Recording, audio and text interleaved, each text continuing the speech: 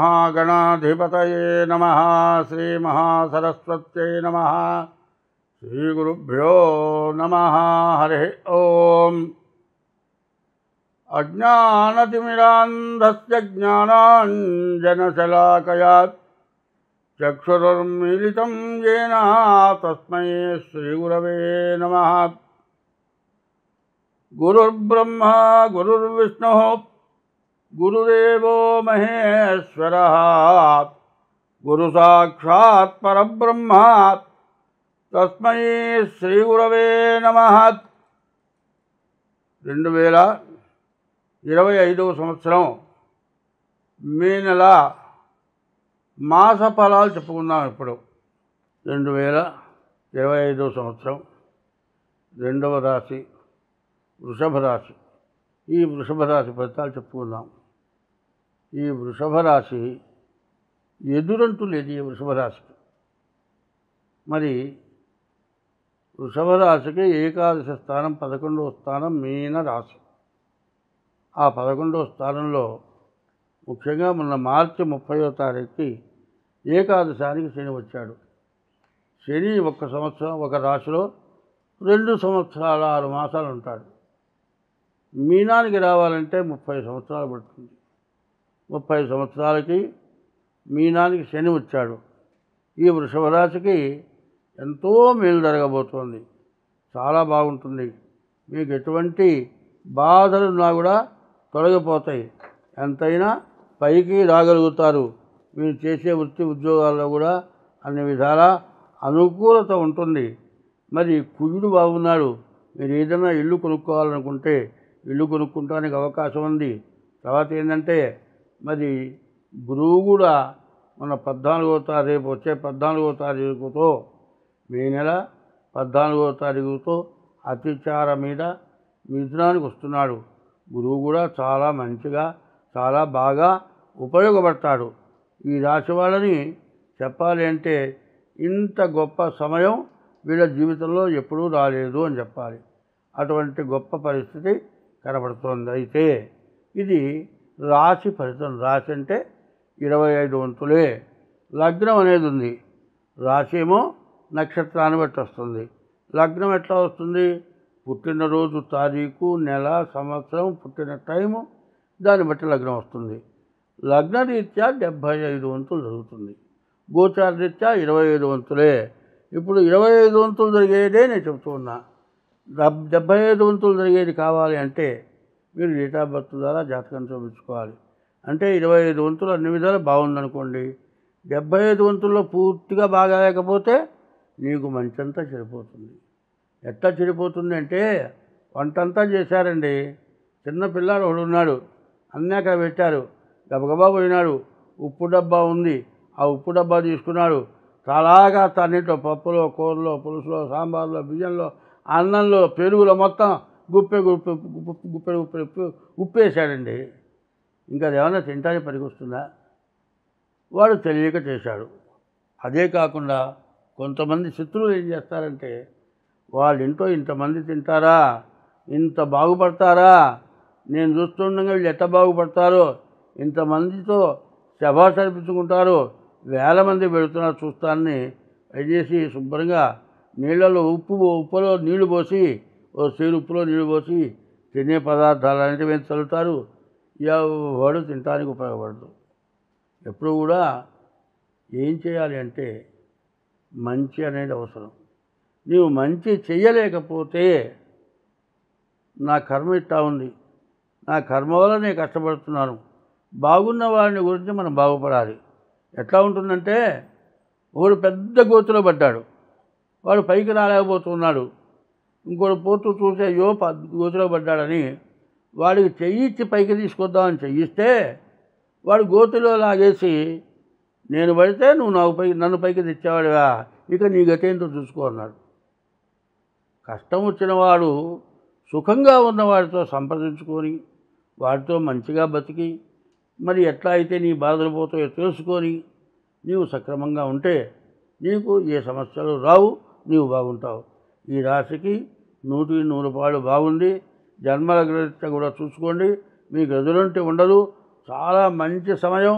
ఈ సమయాన్ని ఉపయోగించుకుంటే అంత గొప్పవాడు ఎవ్వడు కూడా ఉండడు.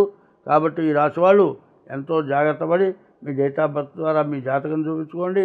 డేట్ ఆఫ్ బర్త్ లేకపోతే హస్త సాముద్రిక ద్వారా మీ జాతకం చూపించుకోండి. వేముల వల్ల చెట్లు పెరిగాయి, చెట్ల వల్ల కాయలు వచ్చాయి, కాయల వల్ల పండ్లు వచ్చాయి. ఇవన్నీ తినడం వల్ల మీకు జ్ఞానం వచ్చా. ఈ జ్ఞానం వచ్చిన తర్వాత నీ తల్లిదండ్రులు స్కూలుకో, హై స్కూలుకో, కాలేజీకో పంపించి చదువు చెప్పించారు. నీకు ఉద్యోగం వచ్చింది, నీ వయస్సుకి నీకు పెళ్లి చేశారు, నీకు భార్య వచ్చింది.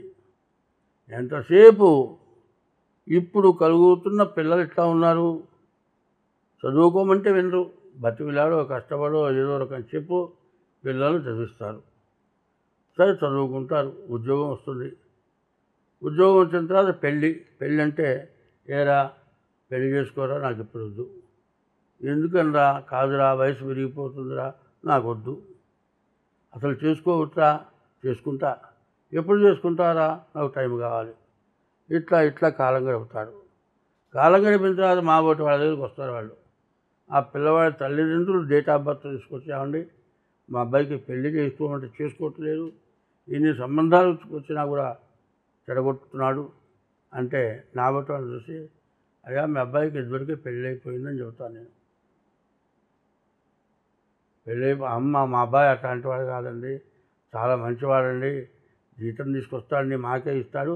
ఈ మధ్య కాస్త జీతం ఇవ్వటం లేదు, వాడుకుంటున్నాడు, జలసా చేస్తున్నాడు, మంచి గుడ్డలు కొంటున్నాడు, కానీ సగం కూడా జీతం ఇవ్వట్లేదు. కానీ వాడికి ఏ అలవాట్లు లేవంటారు. ఏ అలవాట్లు లేకపోతే గట్టిగా నిలేసి, మేము పెద్దవాళ్ళం అయిపోయాం, ఇవాళ రేపు చచ్చిపోతాం, మేము చచ్చిపోయిన తర్వాత నీకు ఎవరినా దిక్కు, నువ్వు పెళ్లి చేసుకోవాల్సిందే, మంచి సంబంధం మనకు తెలిసిన వాళ్ళు నువ్వు చేసుకో అంటే వాడేమంటాడు, నాకు మీరు చూసిన సంబంధం అక్కర్లేదు. అరే ఏంటిరా, నేను పెళ్లి చేసుకోను. మరి పెళ్ళి ఎట్లావురా? నా ఇష్టం వచ్చిన అమ్మాయిని చేసుకుంటా, నేను చెప్పిన అమ్మాయికి నిచ్చి చేస్తే నేను పెళ్లి చేసుకుంటా, లేకపోతే చేసుకొని అంటాడు. సేమ్ ఇదే జరిగింది. వాడి తల్లిదండ్రులు నా దగ్గరికి వచ్చారు, వాడికి పెళ్ళి అయిపోయిందయ్యా అంటే, పెళ్ళంటే శాస్త్రయుక్తంగా పెళ్లి కాలేదు కానీ అన్నీ అయిపోయినాయి. అబ్బాయికి ప్రేమికురాలు నుండి అన్నీ గడిచిపోయినాయి, పిల్లలు కూడా పుట్టారయ్యా వాడికంటే. మా అబ్బాయి అట్లాంటి వాడు కాదు అన్నాడు. సరే ఇంట్లోకి వెళ్ళిన తర్వాత 4-5 నెలలు అయిన తర్వాత వచ్చాడు. ఆ పిల్లవాడి తండ్రి ఏజీ ఆఫీసర్. ఆ తండ్రి బారసాలు నేను చేయించాను, ఆ తండ్రి పెళ్ళి నేను చేయించాను. వాడు నన్ను నమ్మలే. కొడుకు మంచిదనాన్ని చూసుకొని కొడుకు మీద ప్రేమతో కొడుకు మాటలు నమ్మాడు కానీ నా మాట నమ్మలే. 4 నెలల తర్వాత వీళ్ళిద్దరూ కలిసి ఎక్కడో పార్కులో కనపడతారు. పార్కులో కనపడగానే ఏమిట్రా అంటే, అమ్మాయి మాతో కాలేజీలో చదువుకున్న అమ్మాయి, మేమంతా మాట్లాడుకుంటాం, అంతేగాని ఏముండదు. అదేంద్రా మాట్లాడుకోవడం, ఇద్దరు కలిసి తిరగటం ఏంద్రా? ఏం లేదులే, నీకేం తెలియదు పో, నువ్వు చదువులేదు సంధ్య లేదు పొమ్మని ఉన్నారు. ఇక కాపేస్తే వీళ్ళు రోజు కలిసి తిరుగుతూనే ఉన్నారు. చివరికి ఏమిటా అని గట్టిగా అంటే, నేను ఈ అమ్మాయిని అయితే చేసుకుంటా, లేకపోతే చస్తా. ఇది పరిస్థితి. ఆ పరిస్థితుల్లో వాడు వచ్చి నాతో, అయ్యా నేను పొరపాటు మాట్లాడాను, నా తప్పేను, నా పిల్లవాడు ఇట్లా ఎదురు దిగాడు, ఏం చేయమంటావు అంటే, ఆ పిల్ల బాగా భాగ్యవంతులు, కోటీశ్వరులు, కోట్లు కొన్ని 100,000 కోట్లు ఉన్నవాడు. ఆ పిల్లని వాళ్ళు చేసుకుంటారు అని నమ్మకం లేదు. మరి నువ్వు పో, వాళ్ళని అడుగు, లేకపోతే చస్తానంటున్నాడు అన్నాడు. మరి నువ్వే అడగవాకరా, వీడేమో తెలగా, పిల్ల తల్లిదండ్రులు కమ్మ చౌదరి. వాళ్ళు ఇష్టంగా ఉంటే బాగానే ఉంటుంది, ఇష్టం లేకపోతే నువ్వు ఇంట్లో చూడ బయటికి రావురా, నీ పిల్లవాడు చేసిన తప్పు అన్న. చివరికి అట్లా 2-3 ఏళ్ళు మెదలకుండా ఊరుకున్నారు. ఆ పిల్ల వాడిని వేధించింది. మీ వాళ్ళు నాకు ఇచ్చి పెళ్లి చేస్తే చేసుకుంటా అన్నాడు. చివరికి తల్లిదండ్రులే వచ్చి, మా అమ్మాయిని మీ అబ్బాయికి ఇస్తామయ్యా, మరి మేము అంత బీదవాళ్ళం అండి, అంతవాళ్ళం కాదు, ఏమక్కర్లే, మాకు 2 ఆడపిల్లలే, మాకు 1,000 కోట్లు ఉన్నాయి, మీ పిల్లవాడిని పరిశీలించాం, మీ పిల్లవాడు చాలా మంచివాడు, మా పిల్లని ఇస్తాను చేస్తాం అన్నారు. మళ్ళీ అప్పుడు కూడా వచ్చారు. వచ్చిన తర్వాత వాళ్ళు అంతకుముందే వీళ్ళిద్దరు డేట్ ఆఫ్ బర్త్లు ఎట్లా ఉన్నాయో చూపించుకున్నారు. వీడు కూడా వాళ్ళ డేట్ ఆఫ్ బర్త్ చూపించాడు. బాగానే ఉందాయో వాళ్ళు ఇష్టపడితే చేయమన్నా చేశారు. వాళ్ళు ఆస్తులు కూడా భాగం ఇచ్చారు, బాగున్నారు. ఒకళ్ళేమో ఇట్లా అయినారు. కొంతమంది ఏమవుతుంది, ఇద్దరు ప్రేమించుకుంటారు, పెళ్లి చేసుకుంటారు. అంతకుముందు వీళ్ళే వాళ్ళు, వాళ్ళే వీళ్ళు. ఇక ఇంట్లోకి రాగానే నువ్వు బీటెక్ చదివావు, నేను బీటెక్ చదివా, నేను ఇల్లు చెబుతాను, నువ్వు అంట్లో నువ్వు అనే లెవెల్లో ఉంటుంది పెళ్ళాం. అత్తగారంటే లెక్కలేదు. ఏంటి మేము ఉద్యోగం చేస్తున్నాం, నువ్వు వండి పెట్టు. పోనీ వండి పెట్టిందనుకో, నువ్వు సరిగా చేయటం వంట చేత కాదు. చివరికి అట్లా జరిగి ఇట్లా జరిగి నీ అమ్మ వల్ల అవుతాగా వస్తుంది కాబట్టి వేరే కాపురం పెడదాం, లేకపోతే వెళ్ళిపోతాడు. వీడేం చేస్తాడు, తల్లి మీద ప్రేమ ఇట్లా వదిలి పెడతానంటే వెళ్ళిపోయి పుట్టింటికి వెళ్ళి నోటీస్ ఇచ్చి పిల్లవాడి తల్లిదండ్రుల మొత్తాన్ని పోలీస్ స్టేషన్లో పెట్టి కోర్టుకి ఇచ్చి వీళ్ళు ఇచ్చిన దానికంటే ఎక్కువ కోట్లు మాకు ఇస్తే విడాకులు ఇస్తాం. వీళ్ళ దగ్గర డబ్బులు లేవు, వీళ్ళు విడాకులు ఇవ్వలేరు. మరి విడాకులు ఇవ్వడానికి డబ్బులు లేవు, వాళ్ళు విడాకులు ఇవ్వరు. ఈమెమో బాగా మంచి వర్తన గల మనిషి, ఎవరి దగ్గర ఎట్లా ప్రవర్తించాలో తెలుసు. ఆమెకు కావాల్సినవన్నీ జరిగిపోతున్నాయి. ఇవాళ మగపిల్లవాడికి ఆడపిల్ల దొరకటం కష్టంగా ఉంది. వీడికేమో పెళ్లి కాదు, ఆమెకి పెళ్లితో అవసరం లేదు. చివరికి వాడు ఏజ్ బారైపోయి వాడికి 50 ఏళ్ళు వచ్చి వాడి పెళ్లి కాలే.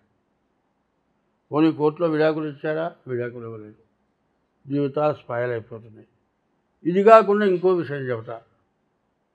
మరి పెళ్లి చేసుకుంటారు, పెళ్లి చేసుకోగానే ప్రేమ ఎక్కువగానే ఉంటుంది. ఈ ప్రేమ ఎంతవరకు కొన్నాళ్ళ పాటే, ఒక పిల్ల పుట్టేంతవరకే. కాస్త ఆమెకు ఆపరేషన్ చేసి ఆ పుట్టిన బిడ్డను తీసేవరకు ఆమెకు కాస్త శక్తి తగ్గుతుంది. ఈయన చెప్పిన మాట ఆమె విందు. చివరికి ఉద్యోగం చేసే చోట ఈయనతో పాటు ఇంకొక ఉంటుంది, మొగుడు వదిలిపెట్టిన ఆమె ఈయన పడుతుంది, ఈమె ఆయన కలుస్తారు. చివరికి అదేమంటే నీవు నాకు అసలు అక్కర్లేదు వెళ్ళిపో అంటాడు. చివరికి వీడు దాంతో ఉంటాడు. చేసుకున్న భార్యకి 2 పిల్లలు ఉంటారు. ఆమెమో పుట్టింటికి వెళ్ళిపోతుంది. ఈ పిల్లలేమో నాయనమ్మ తాత దగ్గర ఉంటారు. తల్లిదండ్రులు ఏం చేస్తారమ్మా, ఇన్నాళ్ళు ఎట్లాగూ నువ్వు పెళ్లి చేసుకో, ఓ సంబంధం చూసి పెళ్లి చేస్తారు. సరే ఆమెమో పెళ్లి చేసుకుని హాయిగా సుఖంగా ఉంటుంది. ఈయనకు పుట్టిన పిల్లలు నాయనమ్మ తాత దగ్గర పెరుగుతూ ఉంటారు. ఈయన దగ్గర డబ్బులు మొత్తం అయిపోయేంతవరకు రెండో భార్య కొత్తగా కలిసిన ఆమె బాగా శుభ్రంగా గుంజుకొని తిని అంతా అయిపోయిన తర్వాత పోరా నువ్వెవడే ఉంటుంది. శాస్త్రం దొరుకుంది, ముతుక శాస్త్రం. ఉన్నది పోయే, ఉంచుకున్నది పోయేట. ఉన్న భార్య చక్కగా పిల్లల్ని కానీ చక్కగా ఉన్న భార్యతో వైరం పెట్టుకొని వేరే భార్యను పోగొట్టుకొని కొన్ని బుద్ధి వచ్చినప్పుడు వస్తుందంటే ఆమె ఇంకో పెళ్లి చేసుకుండే. ఈమె దాన్ని ఇవ్వబోయా, నీ ఉద్యోగం బాయా, నీ పిల్లలు అనాథలు అయిపోయినారు, నువ్వేమైనావు శుభ్రంగా తాగుడికి అలవాటు పడ్డావు, దేవదాసు అయిపోయినావు. చూడండి ఎంత చిరుపో చూడండి. మరి పెళ్ళి చేసుకున్న తర్వాత ఒక్క భార్యతోటే ఉండాలి. పరాయి స్త్రీతో ఉండటం వల్ల నీ పిల్లలు అన్యాయం అయిపోయినారు, నీ తల్లిదండ్రులు అన్యాయం అయిపోయినారు. ఇటువంటి మహాపాపాలు చేసిన వాళ్ళకి ఎన్ని గ్రహశాంతులు చేస్తే మంచి జరుగుతుంది. అది ఇప్పటికైనా అందరూ తెలుసుకోండి. నేను ఎవరిని గురించి కాదని చెప్పేది, ఎవరో చేశారని కాదు చెప్పేది. ఇట్లా జరుగుతుందో లేదో మీరు బాగా ఆలకించండి, చూడండి. లాయర్లు కూడా ఏం చెబుతున్నారు, కోర్టు నిండా అవే కేసులు పెరిగిపోయినాయి. ఇది పరిస్థితి. ఈ పరిస్థితి వల్ల చాలా కష్టాలు నష్టాలు ఎక్కువ అవుతున్నాయి. దీనివల్ల స్వార్థం ఎక్కువైపోతుంది. ఎవరికి వాళ్ళ స్వార్థం. డబ్బులు సంపాదిస్తే ఎక్కువ సంపాదించుకోవాలి, ఎక్కువ మూట కట్టుకోవాలి. ఈ డబ్బులు ఎక్కువగా వస్తున్నాయి, నీ భార్య కాదు ఇంకా నలుగురితో కలిసి తిరగాలి, 10 మందితో తిరగాలి. ఇట్లా తిరిగితే వచ్చిన వాళ్ళు ఊరుకుంటారా, నేను శుభ్రంగా గొరుగుతారు. ఇట్లాంటి పరిస్థితుల్లో సంపాదన ఉండి అన్నీ ఉండి భ్రష్టత్వం బట్టి దిక్కులేని వాళ్ళై తాగి రోడ్ల మీద పడి ప్రాణాలు విడుస్తున్నారు. ఎంత అభివృద్ధికి రావాల్సిన వాళ్ళు ఎంత చెడిపోయినారో ఆలోచించండి.